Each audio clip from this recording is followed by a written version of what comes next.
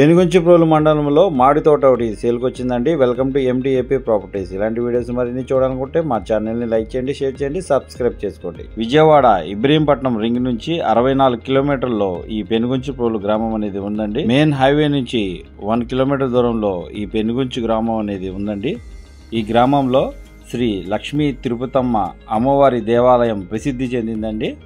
ఈ పెనుగొంచిప్రోలు గ్రామంలో మామిడి తోట 4 ఎకరాలు సేల్కొచ్చింది. ఈ మామిడి తోట చుట్టూ ఫినిషింగ్ కూడా ఏర్పాటు చేశారు. కరెంటు మరియు బోరు కూడా ఉంది. సంవత్సరానికి ₹1,00,000 వరకు ఆదాయం వచ్చే మామిడి తోట అండి.